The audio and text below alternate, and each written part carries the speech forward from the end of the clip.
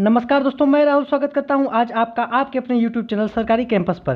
देखिए दोस्तों, 1 से लेकर 300 के सारे इंपॉर्टेंट क्वेश्चंस जो रेलवे ग्रुप डी के प्रीवियस ईयर्स में पूछे जा चुके हैं, उनका अध्ययन ऑलरेडी मैंने करा दिया है। तो ऊपर आई बटन में या नीचे डिस्क्रिप्शन में मैं लिंक दे दूंगा, वहां से जाकर आप उन सारे वीडियो को वॉच कर सकते हैं। अगर आपने देख लिया है तो बहुत बहुत धन्यवाद। चलिए बिना देर किए हुए आज हम फिर 25 क्वेश्चन का डिस्कशन कर लेते हैं और 325 तक के सारे इंपॉर्टेंट क्वेश्चन कर लेते हैं। ये वीडियो की जो सीरीज है ये रेलवे ग्रुप डी के एग्जाम के लिए रामबाण है, तो आप इन सारी वीडियो को जरूर देख लीजिएगा। ठीक है, चलिए स्टार्ट करते हैं। तो आप लोगों के लिए 301 नंबर का प्रश्न दिया हुआ है, भारतीय अंतरिक्ष अनुसंधान संगठन कहाँ स्थित है।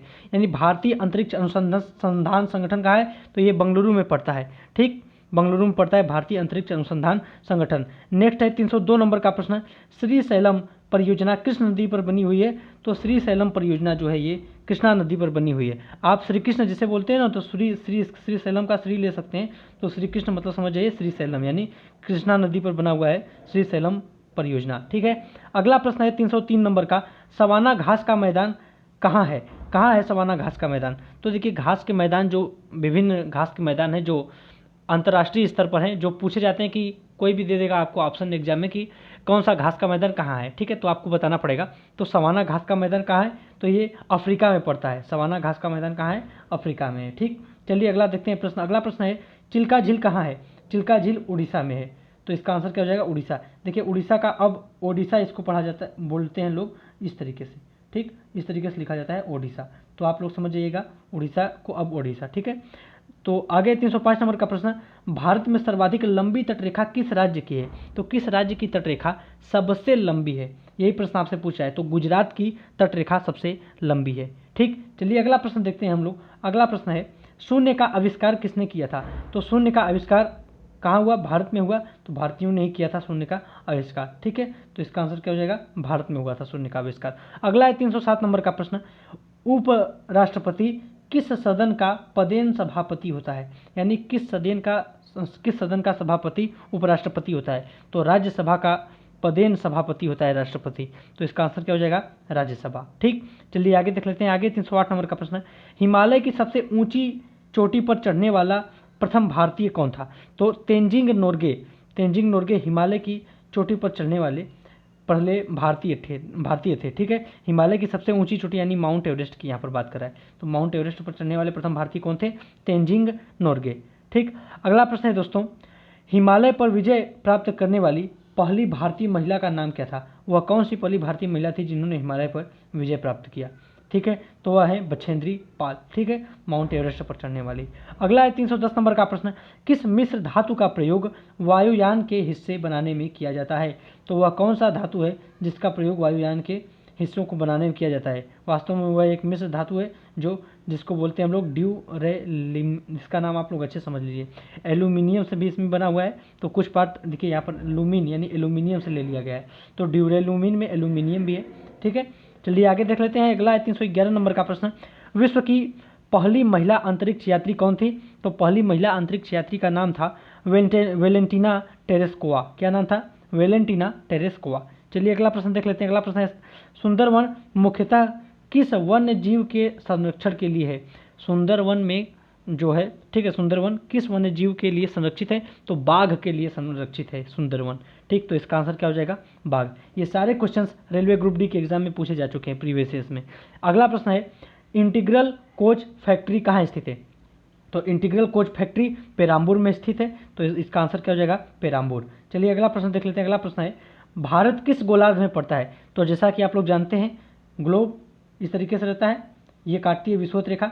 ऊपर के भाग को कहते हैं उत्तरी गोलार्ध, नीचे के भाग को कहते हैं दक्षिणी गोलार्ध। भारत यहीं पर है इस तरीके से। ठीक है, तो भारत कहाँ है, उत्तरी गोलार्ध में है, तो इसका आंसर क्या हो जाएगा, उत्तरी गोलार्ध। चलिए अगला प्रश्न देख लेते हैं। अगला प्रश्न है, पानी की सतह पर प्रति इकाई लगने वाले बल को क्या कहते हैं। जैसे पानी का कोई सतह है, ठीक है, उसकी प्रति इकाई पर लगने वाला जो बल होता है उस बल को क्या कहते हैं, उत्प्लावन बल कहते हैं। आप लोग नाम जरूर सुने होंगे उत्प्लावन बल का।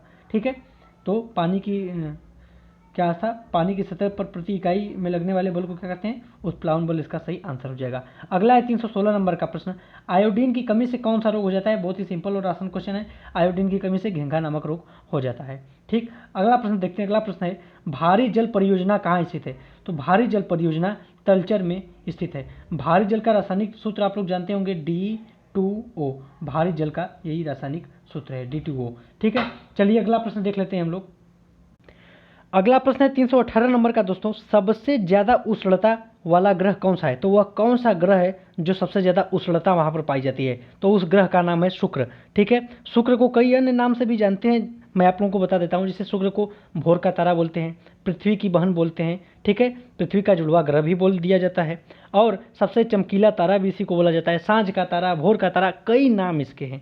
ठीक है, शुक्र से संबंधित इतने सारे प्रश्न आप लोगों से पूछे जा सकते हैं। अगला है 319 नंबर का प्रश्न, अंतर्राष्ट्रीय न्यायालय कहाँ स्थित है? तो द हेग में अंतर्राष्ट्रीय न्यायालय स्थित है। तो इसका आंसर क्या हो जाएगा? The Hague.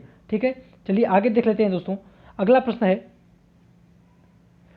320 नंबर का, जीन से संबंधित खोज किसने की थी? तो हरगोविंद खुराना, भारतीय मूल के वैज्ञानिक थे, भारतीय वैज्ञानिक थे हरगोविंद खुराना, डॉक्टर हरगोविंद खुराना, इन्होंने ही जीन से संबंधित अपनी खोज की थी। अगला है प्रश्न 321 नंबर का, भाभा परमाणु अनुसंधान केंद्र कहाँ स्थित है? तो भाभा परमाणु अनुसंधान केंद्र ट्राम्बे में स्थित है। कहाँ स्थित है? ट्राम्बे में स्थित है। चलिए अगला देखते हैं, 322 नंबर का प्रश्न है, सौरमंडल का सबसे चमकीला ग्रह कौन सा है? अभी देखिए इस पर मैंने बात किया था, तो सौरमंडल का सबसे चमकीला ग्रह कौन सा है? शुक्र है। ऊपर मैंने आप लोगों को बता दिया था उसी प्रश्न में।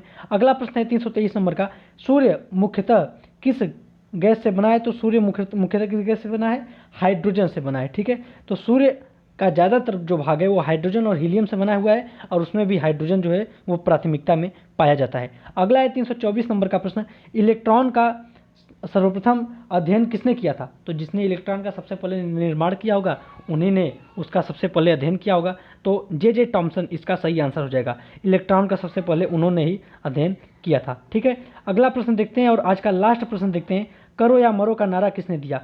तो करो या मरो का नारा देने वाले हैं हमारे महात्मा गांधी, बापू जी। ठीक है, तो इस प्रकार आपके 25 क्वेश्चन फिर समाप्त होते हैं। मिलते हैं आपसे अगले वीडियो में, तब तक के लिए जय हिंद, जय भारत, वंदे मातरम, भारत माता की जय।